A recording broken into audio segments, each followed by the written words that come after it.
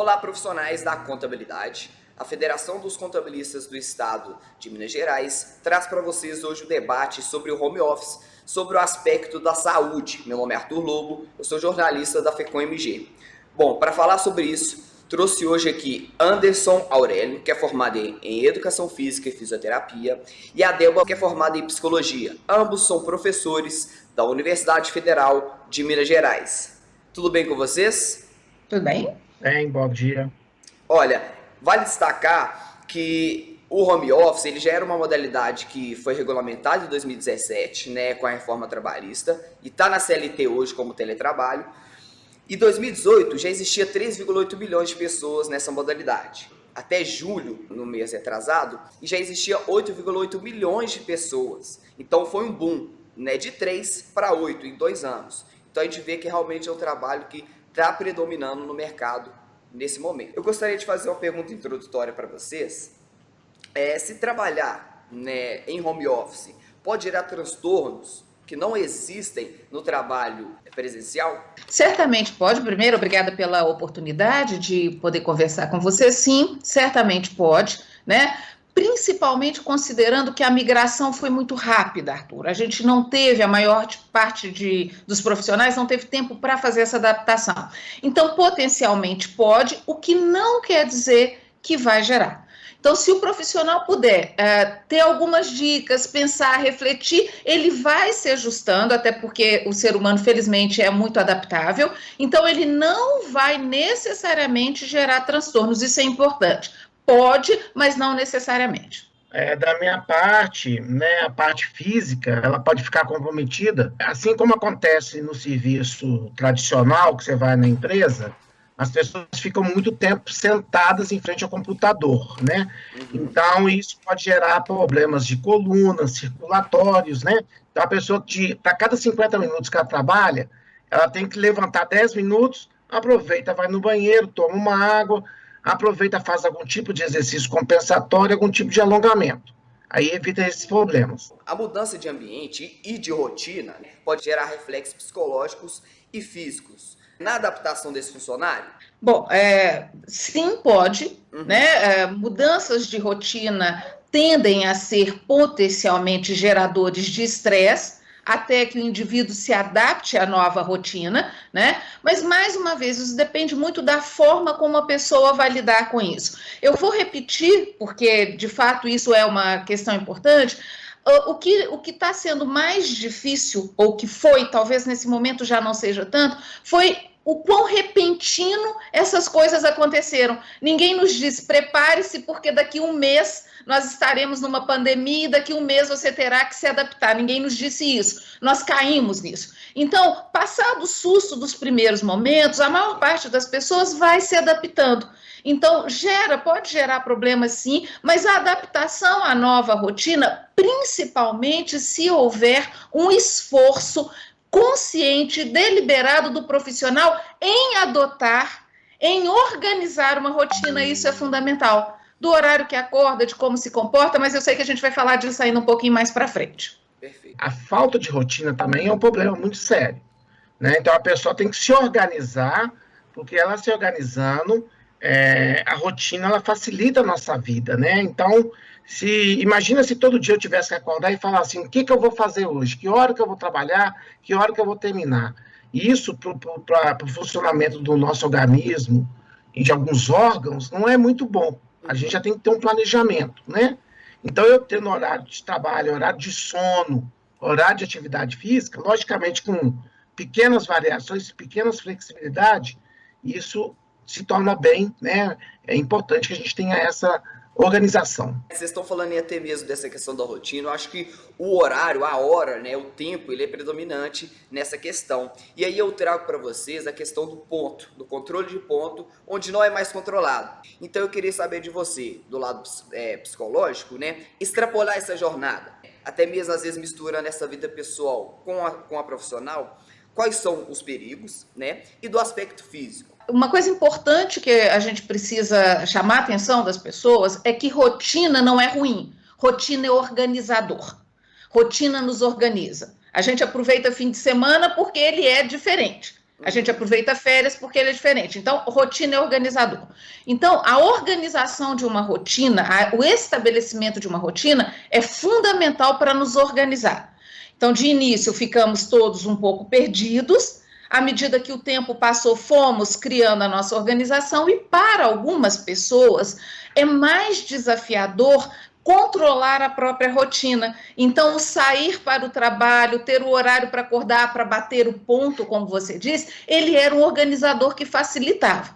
Nesse sentido, é preciso que a pessoa faça um esforço consciente de saber como é que ela vai se organizar, né? As pessoas precisam estabelecer, então, que horas elas vão acordar. Eu tenho como estratégia para mim mesma, e digo isso às pessoas que me perguntam, eu tenho como estratégia estabelecer um horário fixo para acordar nos dias de semana, eu tenho como estratégia trocar de roupa necessariamente. Eu, inclusive, gosto de pôr sapato, eu não trabalho de chinelo, eu troco de roupa, eu faço a maquiagem que eu faria, porque isso me ajuda a fazer o estabelecimento dos diferentes espaços.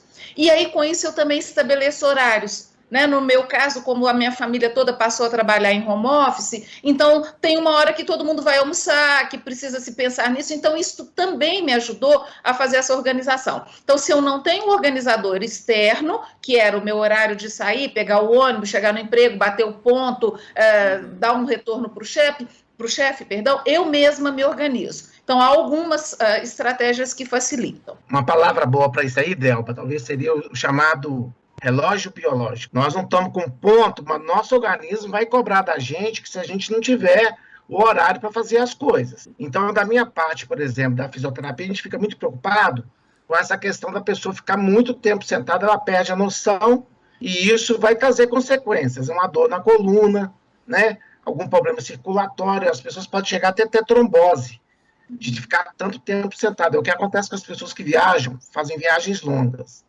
Né? Então, a gente tem que ter o nosso relógio biológico, ele tem que ser bem ajustado. Né? E, para isso, a gente tem que ter o que eu gosto de falar muito com meus alunos, muito com os pacientes, os bons hábitos. Né?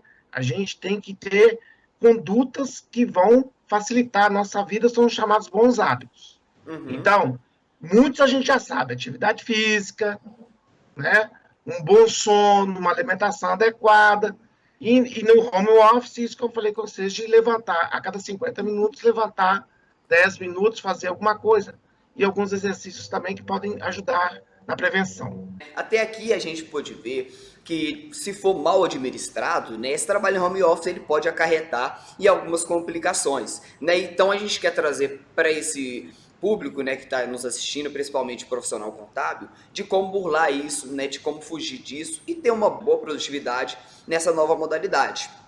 Do lado psicológico, queria saber de você, Delba, se é fundamental que a pessoa mantenha interação com familiares, amigos, mesmo de forma remota, né, para tirar esse sentimento de solidão, já que no home office a gente não tem contato com a equipe. Para o Anderson, eu queria saber, Anderson, se você falasse qual a importância desses 3 hábitos para o bom funcionamento e, consequentemente, uma boa produtividade no trabalho. Vamos pensar que pessoas são diferentes. Eu, particularmente, sou um ser profundamente gregário. Eu sinto falta de pessoas, eu sinto falta de conversar. Há pessoas que são diferentes, para quem isso é menos importante. Mas, em princípio, todo ser humano precisa do contato.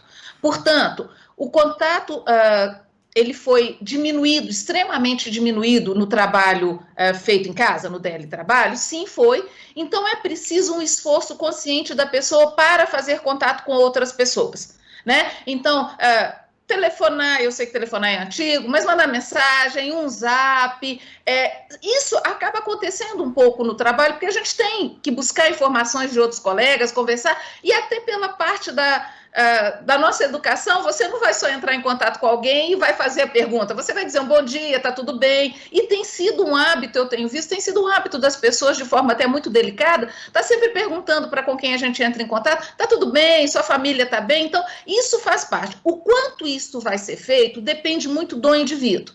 Né? Então, há indivíduos que precisarão no WhatsApp, precisarão no Instagram, enfim, outras redes de relacionamento, e há outros que precisarão menos. Mas todas as pessoas devem ficar atentas para o fato de não, de repente, perceber que faz uma semana que não ouve o som da própria voz, Quer dizer, a pessoa trabalhando sozinha em casa, pode ser que tenha uma semana que eu não ouço a minha voz, tem uma semana, eu não interagi conversando com ninguém. Isso é preocupante. Então, isso precisa ser evitado. Então, alguma vez, se você está morando sozinho, principalmente, conversar com alguém, fazer um contato e lembrar sempre de, nessa interação do trabalho, para pedir uma informação, para pedir uma planilha, para ajustar alguma coisa, conversa um pouquinho, né? Uma coisinha simples, mas isso é salutar. Beleza, perfeito. Bom, em relação à atividade física, se a pessoa já fazia antes, ela deve procurar alguma forma. Eu imagino que quem fazia antes já tem uma noção sobre ritmo, intensidade, né? Para quem não estava fazendo, talvez seja um pouco mais complicado. Mas o fato é que a atividade física, ela tem que ser estressante, né? Maneira da gente dizer, ela tem que provocar na pessoa uma adaptação, e essa adaptação a gente fala que a intensidade é o mais importante. Eu tenho que ficar cansado, tá? É inadmissível uma pessoa fazer uma caminhada e não sentir nenhum tipo de cansaço. O exemplo bom que eu gosto de dar, a pessoa tem que ficar ofegante, ela tem que respirar um pouquinho mais forte. Se ela estiver respirando normal, a caminhada está fraca. Se ela tiver com muita dificuldade para respirar, a atividade física está forte. Né? Então, ela tem que ficar um pouco ofegante. Quem fazia antes, nós estamos vivendo agora uma abertura, né, do comércio, dos espaços. Então, acho que já está na hora das pessoas voltarem, procurar horários que tem menos pessoas, né? Eu, por exemplo, caminho às 5h30, 6 horas da manhã, que eu acho que é um horário melhor, menos risco de aglomerar. E quando a pessoa não quer sair de casa, se ela mora em apartamento, ela pode, por exemplo, subir e descer a escada do prédio dela. É uma atividade aeróbica muito boa, né? E tem vários vídeos na internet aí, orientando as pessoas de como fazer atividade física, né? Só ter cuidado de pegar bons profissionais.